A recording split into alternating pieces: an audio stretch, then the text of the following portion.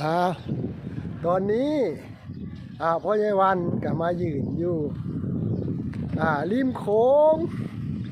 อำเภอบึงกาฬจังหวัดบึงกาฬพ่อใหญ่วันมาเบิ่งว่า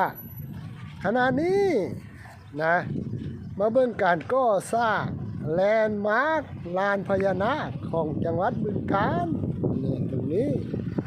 เขาขึ้นป้ายไว้เขาขึ้นป้ายไว้ว่า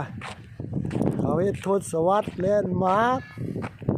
โครงการนี้ก็ละเสร็จประมาณเดือนเมษายนปี69นายอนุทินนายทรงศักดิ์ว่าโครงการแผนผังมาเบิ่งการก่อสร้างที่แท้จริงมันก็ละอยู่ลึกๆทั้งพุ่นเขามายืนเบิ่งลงไปจักหน่อยโอเคนิดนึงโอ้ยแต่ยังลึกเนี่ยจังไหนตรงนี้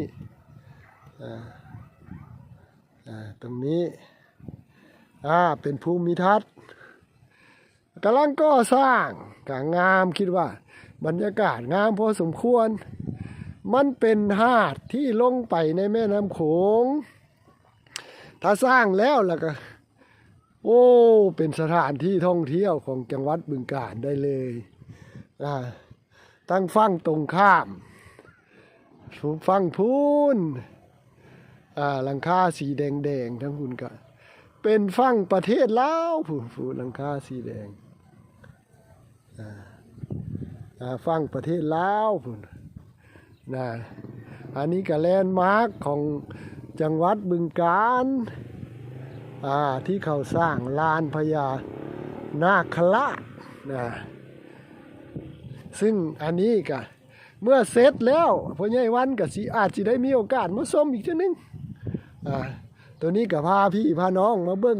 ล่วงหน้าไว้ก่อนก็คิดว่าคงสิเป็นสถานที่ท่องเที่ยวสุดยอดของจังหวัดบึงกาฬอีกเชื่อนึงนอกจากหินรูปป่าวาน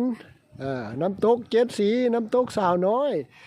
ตัวนี้ก็จะมีที่ท่องเที่ยวเพิ่มขึ้นอีกที่หนึ่งซึ่งอยู่กลางแม่น้ำโขงอีกเทื่อนึงมันเป็นหาดที่งอกขึ้นกลางแม่น้ำโขงแหละพ่อใหญ่วันก็ดีใจกับสาวบึงกาฬเป็นอย่างสู